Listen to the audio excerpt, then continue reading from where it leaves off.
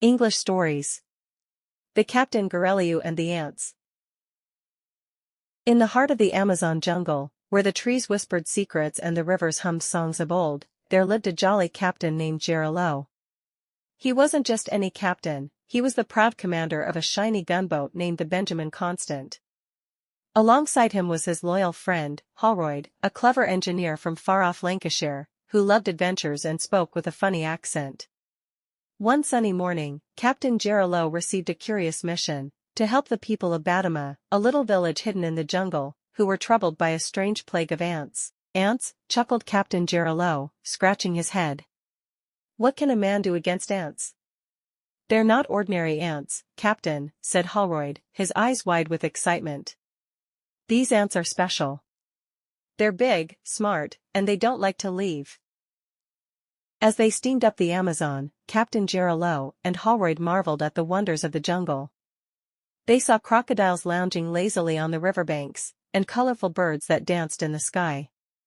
But what really caught their attention were stories about the ants they were to face. These ants are like tiny warriors, explained Holroyd. They work together, they build big homes, and they protect each other.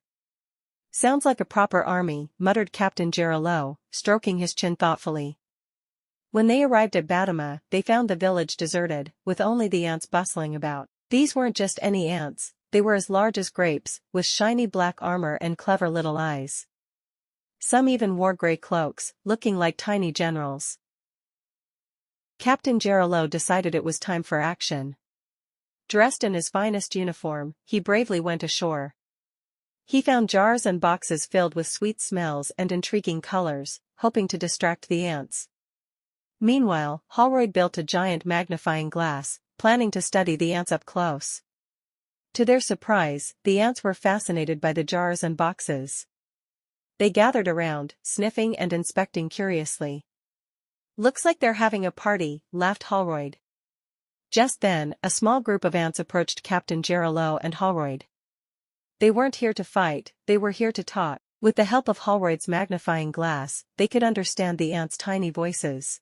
We don't mean to cause trouble, said the ant general, a wise old ant with a gray cloak. We're just looking for a new home.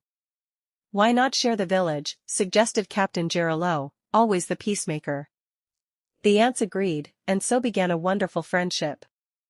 The people of Badama returned, and with the help of the ants, they built the most magnificent village. The ants helped in the gardens, lifting heavy things and keeping the plants healthy.